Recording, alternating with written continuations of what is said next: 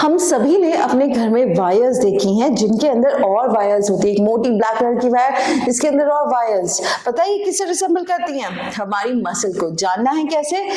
जुड़े रहिए हमारे साथ। Also subscribe to the channel ताकि आगे की जो वीडियोस हैं उनकी नोटिफिकेशन आती रहे। लास्ट वीडियो में हमने देखा था कि हमारी जो मसल्स हैं वो कितने टाइप की हैं। 3 मेजर टाइप्स देखे थे, कैसे पहचानेंगे या फिर उनकी कुछ पर्टिकुलर कैटेगरीज कैसे हैं, ये हमने देखा था। आज जो चीज हम देखेंगे वो हम देखेंगे basic structure of a muscle. Muscle की अगर मैं बात करूं, वेरी इंपॉर्टेंट, उसको समझना थोड़ा सा कहीं ना कहीं डिफिकल्ट जाएगा, बट अगर आप उसको एग्जाम्पल लेके समझे, जैसे कि अभी मैं आपको दिखा रही हूं, तो हम देखेंगे आपकी जो मसल होती है, ठीक है, आपकी मसल एक पर्टिकुलर तरीके से बनी हुई है। जैसे मान लीजिए कि आपकी जो मसल होती है उसके अंदर भी आपके बहुत सारे फाइबर्स होते हैं। क्या होते हैं? फाइबर्स। तो मान लीजिए कि इस तरीके से आपकी एक मसल है और उसमें जो हम बात करेंगे वो करेंगे हम अलग अलग और कुछ फाइबर्स की। लेट अस जस्ट अज्यूम अब इसके अंदर इस तरीके से प्लेस्ड आपके छोटे छोटे से मस्कुलर बंडल्स होंगे। क्या कहेंगे हम उनको? Muscular bundles. ठीक है, मस्कुलर बंडल्स के लिए एक और नाम है, मैं भी आपको बताऊंगी, बट आपकी मसल का जो स्ट्रक्चर है वो लगभग कुछ इस तरीके से होता है। ठीक है, इस तरीके से। तो ये जो अलग अलग एक मसल के अंदर भी बंडल्स हैं जिसके अंदर आपके मसल फाइबर्स हैं, उनको हम कहते हैं मसल बंडल, ठीक है, या फिर हम कहेंगे फैसिकल। ठीक है, ये हो गया आपका मसल बंडल या फिर मसल फैसिकल। ठीक है, अब ये जो फैसिकल होते हैं ये है सारे, ये जो बने हुए हैं, जैसे यहाँ पे 4 मैंने बनाए हैं अलग अलग बॉक्सेस टाइप के। ठीक इसी तरीके से आपके घर में जो वायरिंग होती है, आपने देखा होगा एक मोटी ब्लैक कलर की वायर होती है, उसके अंदर रेड, ब्लू, येलो या ग्रीन कलर की कुछ अलग अलग 3 वायर्स होती हैं। लाइव, न्यूट्रल और अर्थिंग, इस तरीके से हम पहचानते हैं उनको। इसी तरीके से आपके मसल फाइबर्स होते हैं जो कि आपके मसल बंडल्स के अंदर होते हैं। अब यहाँ पे अगर आप देखोगे तो यहाँ पे आपको इस तरीके से दिखाई देंगे वो कुछ। ठीक है, यहाँ पे जितने भी आपके मसल फाइबर्स हैं वो आपके इस तरीके से कुछ लगे हुए दिखाई देंगे। ठीक है, यानी कि एक मसल जो बंडल है आपका, उसके अंदर फर्दर डिस्ट्रीब्यूटेड क्या है? आपके मसल फाइबर्स। अभी जो मसल फाइबर्स होते हैं ये भी होते हैं लॉन्ग ट्यूब्स की तरह। एक तरीके से आप समझ लीजिए कि पैरेलल ट्यूब्स हैं जो खींचे चली जा रही हैं। अच्छा, एक चीज और है, यहाँ पे आपकी आर्टरीज जो हैं और आपकी वेन्स जो हैं, ठीक है, वो रिचली प्रेजेंट होंगी। रिचली यहाँ पे आपका जो ब्लड सप्लाई होगा वो होगा, बिकॉज ऑब्वियसली जो आपकी मसल है उसमें अगर नहीं होगा तो किसमें होगा? तो यहाँ पे जो हमने पहली चीज देखी थी वो थी आपका मसल बंडल जिसके अंदर आपके मसल फाइबर्स हैं। अच्छा, ये जो मसल बंडल्स होते हैं यहाँ पे, ठीक है, ये एक दूसरे से अलग होते हैं, बट इनके अंदर जो आपके मसल फाइबर्स हैं, ठीक है, ये बड़े इंपॉर्टेंट होते हैं। ठीक है, muscle fibres they are present in muscle bundles. अब ये जो आपके सारे आप ये समझ सकते हैं कि जो मसल बंडल के अंदर हम मसल फाइबर की बात करेंगे तो हो गया, इनकी एक प्रॉपर प्लाज्मा मेम्ब्रेन होती है। ठीक है, तो जो आपका मसल फाइबर है, ठीक है, उसकी जो प्लाज्मा मेम्ब्रेन है, उसका एक अलग नाम है जिस नाम को हम जानते हैं सार्कोलेमा के नाम से। सार्कोलेमा। तो यहाँ पे अगर आप देखोगे तो ये मेम्ब्रेन जो बनी हुई है, ठीक है, ये वाली जो है मसल, हर एक फाइबर की जो मसल की है वो क्या है? आपकी सार्कोलेमा। और वो किसको उसने इनकैप्सुलेट किया हुआ है? कौन प्रेजेंट है उसके अंदर? सार्कोप्लाज्म। ठीक है, जैसे आपने देखा होगा कि हम लोगों का सेल होता है, प्लाज्मा मेम्ब्रेन है उसके आसपास, ठीक है, आपकी अंदर साइटोप्लाज्म है, राइट। उसी तरीके से यहाँ पे आपकी ये जो है, दिस इज योर सार्कोप्लाज्मा, और जो इसको, जिस चीज को इसने इनकैप्सुलेट किया हुआ है उसका नाम क्या है आपका? उसका नाम है आपका सार्कोप्लाज्म। अब सार्कोप्लाज्म के बारे में एक चीज जान लीजिए कि इनमें बहुत सारे न्यूक्लियाई होंगे। बहुत सारे न्यूक्लियाई होंगे। अच्छा, एक चीज और, ये जो आपके मसल बंडल, मसल फाइबर्स हैं, ये फैसिया नाम के एक कोलाजिनस टिश्यू, ठीक है, जो कोलाजन से बना हुआ है उससे जुड़े हुए हैं, ठीक है, और इसीलिए इनको फैसिकल कहते हैं। वेरी इंपॉर्टेंट अगेन, ठीक है। सार्कोप्लाज्म जो है इसमें बहुत सारे न्यूक्लियाई हैं आपके, तो यहाँ पे जो होंगे आपको बहुत सारे न्यूक्लियाई देखने को मिलेंगे, ठीक है, काफी सारे होंगे। अच्छा, अब एक चीज यहाँ पता होनी चाहिए कि जैसे हमारे साइटोप्लाज्म में बहुत सारे आपके क्या होते हैं, एंडोप्लाज्मिक रेटिकुलम का पूरा एक स्ट्रक्चरल फ्रेमवर्क ही उसका होता है, राइट। तो हमारा जो यहाँ पे सार्कोप्लाज्म है इसमें भी होता है, बट हम उसको किसी और नाम से जानते हैं, उसको हम जानते हैं सार्कोप्लाज्मिक रेटिकुलम। किस नाम से जानते हैं? सार्कोप्लाज्मिक रेटिकुलम नाम से जानते हैं। कहाँ प्रेजेंट है आपके? सार्कोप्लाज्म में। अच्छा, ये सार्कोप्लाज्मिक रेटिकुलम क्यों इंपॉर्टेंट है? क्योंकि यहाँ पे आपके जो कैल्शियम आयंस हैं उनकी भरमार है। यहाँ पे आपको कैल्शियम आयंस का स्टोर हाउस, ये वर्ड यूज किया गया है एनसीईआरटी में, ये मिलेगा because they are very very important. Calcium इसीलिए हम कहते हैं कि जब भी हमें मसल्स या बोन्स अपनी स्ट्रॉन्ग करनी है, हालांकि कैल्शियम का आगे क्या रोल है वो हम डिटेल में भी देखेंगे और किस तरीके से मसल्स में हेल्प करते हैं, बट बहरहाल इतना याद रखिए, मसल फाइबर प्लाज्मा मेम्ब्रेन है उसका नाम है सार्कोलेमा, उसको किसने अपने अंदर समेटा हुआ है? सार्कोप्लाज्म को, और सार्कोप्लाज्म में बहुत सारे न्यूक्लियाई हैं।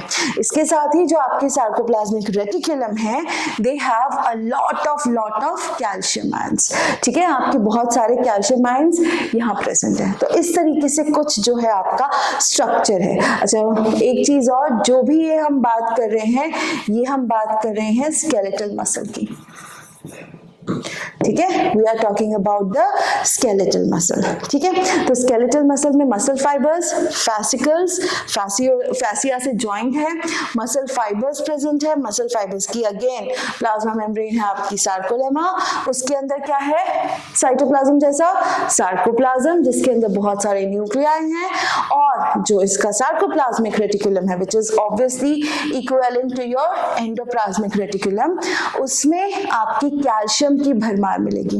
अच्छा, एक चीज और है, क्योंकि हम स्केलेटल मसल्स की बात करें तो ये चीज ध्यान रखनी चाहिए कि स्केलेटल मसल्स आपके स्केलेटल सिस्टम यानी कि बोन से जुड़ी हुई है। अब बोन से जुड़ी हुई है, इसीलिए कैल्शियम की इंपॉर्टेंस जो है वो कहीं ना कहीं और ज्यादा बढ़ जाएगी, ठीक है। तो ये इसीलिए बहुत ज्यादा इंपॉर्टेंट है, ठीक है। यहां तक समझ में आ गया एक सिंपल सा स्ट्रक्चर। अब देखिएगा, अब हम क्या कह रहे हैं कि हमें पता है कि इसमें स्ट्राइशंस होते हैं, जो होते हैं आपके लाइट बैंड्स और आपके डार्क बैंड्स की। तो ये जो स्ट्राइशंस होती हैं ये क्यों इंपॉर्टेंट है या फिर ये कैसे बनी है, ठीक है। Light band, dark band actually दो प्रोटीन्स की वजह से बनता है, ठीक है, और वो प्रोटीन्स का नाम है एक्टिन और आपके मायोसिन, ठीक है। ये दो प्रोटीन्स जो हैं ये आगे भी जब हम अभी वर्किंग समझेंगे तब भी आपको रियलाइज होगा कि why they are so important. Actin और मायोसिन जो है इनके जैसे आपके लाइट और डार्क बैंड्स जो हैं ये बनते हैं। इनफैक्ट थिकर और थिनर बैंड्स भी कहे जाते हैं। जो आपकी एक्टिन होता है ये आपका थिनर बैंड बनाता है, मायोसिन जो होता है आपका थिक बैंड बनाएगा, ठीक है। तो इस तरीके से ये दो आपके प्रोटीन्स हैं जो आपके लाइट एंड डार्क बैंड जो हैं इनमें कहीं ना कहीं हमको हेल्प कर रहे हैं। अच्छा, अब जो आपका एक्टिन है, ठीक है, that is essentially your light band. Actin जो है आपका लाइट बैंड है, तो आपका डार्क बैंड कौन सा हो गया? वो हो गया आपका मायोसिन। सिंपल, ठीक है। अब एक चीज और है, लाइट बैंड को हम आइसोट्रोपिक बैंड भी कहते हैं। क्या कहेंगे? आइसोट्रोपिक बैंड, ठीक है। ये हो गया आपका आइसोट्रोपिक बैंड। इसके अपोजिट एनीसोट्रोपिक बैंड, ठीक है। मायोसिन से बना है, डार्क बैंड है। अगेन यहाँ की अगर बात करें इसीलिए हम इसको आई बैंड भी कहते हैं क्योंकि आइसोट्रोपिक है, और इसको हम क्या कहेंगे? ए बैंड, राइट, क्योंकि एनिसोट्रॉपिक है। ये बेसिक से कुछ चीजें हैं जो आपको समझ में आनी चाहिए। इनफैक्ट जो आपकी स्ट्राइशंस दिखती हैं वो इन्हीं लाइट एंड डार्क बैंड्स की वजह से है, और ये स्ट्राइशंस किसकी वजह से हैं? आपके एक्टिन और मायोसिन की वजह से। ठीक है, जितना ज्यादा आप डीप में स्टडी करते जाओगे उतना ज्यादा आपके लिए चीजें इजी होती जाएंगी, बट इसका मतलब ये नहीं है कि आप उसी में घुस जाओ। जितना आपकी बुक में दिया है आप उसे थोड़ा सा और ज्यादा समझ लो, या उतना ही समझ लो पहले, उतना काफी है। ठीक है, तो हम बात करें एक्टिन की, मायोसिन की। जब मैं नेक्स्ट वीडियो में आपको पूरा कॉन्ट्रैक्टाइल प्रोटीन्स वगैरह सब दिखाऊंगी, तब इसका डायग्राम जब हम देखेंगे तब आपके लिए कहीं ना कहीं और ज्यादा इजी हो जाएगा। ठीक है, तो ये दो चीजें याद रखनी कि आपका लाइट बैंड और आपका डार्क बैंड जो है वो कैसे बना है। अब इसके अलावा एक चीज जो आपको और याद रखनी है वो है आपका सार्कोमेयर। जो आपका कॉन्ट्रैक्शन है, जो उसका एक्चुअली यूनिट है जिसकी वजह से कॉन्ट्रैक्शन वगैरह हो रहा है, वो कहीं ना कहीं सार्कोमेयर है। अब ये सार्कोमेयर बनता कैसे है? चलिए, इससे पहले हमने बात की आपके लाइट एंड डार्क बैंड की। ठीक है, लाइट और डार्क बैंड की हमने बात की। ये जो लाइट और डार्क बैंड होते हैं ये कंटिन्यूअसली आपके मसल फाइबर में चलते जाते हैं, इन्हीं की वजह से स्ट्राइशंस दिख रहे हैं हमको, ये तो हमने एस्टैब्लिश कर लिया है। अभी कंटिन्यूअस जब चलते जाते हैं तो ये अलग अलग स्ट्रक्चर्स बनाते हैं, लाइट डार्क इस तरीके से। बीच में एक लाइन आती है जिसको हम कहते हैं जेड लाइन, और ये आपके डार्क बैंड को इंटरसेक्ट करती है। ठीक है, इसी से अटैच्ड आपकी क्या होती है? लाइट बैंड कह लीजिए। ठीक है, या फिर आपकी जो थिनर बैंड थी, जो थिनर लाइन दिखेगी आपको, वो इससे अटैच होती है। एक और लाइन होती है जिसको हम कहते हैं एम लाइन, और इससे जो आपका थिकर बैंड था वो अटैच होता है। ठीक है, इस तरीके से ये इससे, और ये जेड लाइन से। जेड लाइन जो होती है आपकी जो थिकर बैंड होता है उसको इंटरसेक्ट करती है। अटैचमेंट किसकी है? आपकी लाइट बैंड की। सो ये ऐसे ओवरलैपिंग होते हैं। ठीक है, जो आपके लाइट बैंड डार्क बैंड चल रहे हैं एक दूसरे के पैरेलल हैं, और बैंड में लॉन्गिट्यूडनल, मसल फाइबर में आपको लॉन्गिट्यूडनली दिखेंगे। तो एक डार्क एक लाइट, फिर एक डार्क फिर एक लाइट, इस तरीके के जो पोर्शंस हैं वो आपको दिखेंगे। तो ऐसे जो आपकी दो पोर्शन के बीच का यूनिट होता है, बीच में जो बनता है वो कहलाता है सार्कोमेयर, और सार्कोमेयर ही रिस्पॉन्सिबल होता है आपके कॉन्ट्रैक्शन के लिए। रेस्टिंग स्टेज में बहुत इजीली दिखता है। रेस्टिंग स्टेज में आपको एक एच जोन भी दिखेगा जहां कोई फंक्शन नहीं हो रहा है। ठीक है, या फिर आप ये कह दो कि वो एक सेंट्रल पार्ट की तरह काम करता है। ठीक है, तो light and dark bands, dark band जो है इंटरसेक्ट करेगी जेड लाइन, अटैच कौन होगा? Light band. एम लाइन होगी, वहां कौन अटैच होगा? आपका थिनर पोर्शन, एक्टिन वाला पार्ट, लाइट बैंड। ठीक है, तो ये जो है आपकी जब मसल, जब आप देखते हो इसको कट करके सेक्शन वाइज जब, तब आपको ये बहुत क्लियरली विजिबल होता है। ठीक है, और यही था आज का स्ट्रक्चर ऑफ मसल्स, यानी मसल्स हमारी एक्चुअली बनी कैसे हैं, फंक्शन कैसे होता है, ये मैं आपको बताऊंगी। अच्छा, एक चीज और याद रख लीजिए कि जो आपकी ए लाइन है वो ओवरलैपिंग होती है ऑन योर थिकर लाइन, या फिर आपकी जो डार्क बैंड है उन पे, तो इसी वजह से ऐसे स्ट्राइशंस और क्लियरली दिखने में आते हैं। ठीक है, तो चलिए, आई सी यू नेक्स्ट टाइम। तब हम sarcomere, light and dark band जो है इनको थोड़ा सा कहीं ना कहीं और समझने की कोशिश करेंगे, या फिर आप ये कह सकते हो कि और डीपली किस तरीके से ये फंक्शनैलिटी में हेल्प करते हैं ये समझेंगे। ठीक है, आई सी यू। तब तक आप एक बार इसको पढ़ लीजिए। टाइप ऑफ मसल्स और स्ट्रक्चर ऑफ मसल मैंने दो में तोड़ दिया था ताकि आसानी हो जाए, बहुत लंबा ना हो कि आपको पीछे का बताते बताते आप आगे का भूल जाए, आगे का पढ़ते पढ़ते आप पीछे का भूल जाए। तो इसलिए just go through the videos, and कुछ भी अगर आपको लगे कि एक बार और हो जाए, I will do that. I will see you soon in another video. तब तक पढ़ लीजिए, कोई क्वेश्चन है तो ड्रॉप कर दीजिए। वीडियोस रोज आते रहेंगे, मुलाकात होती रहेगी, पढ़ते रहिए। I am there for you all. Take care, thank you.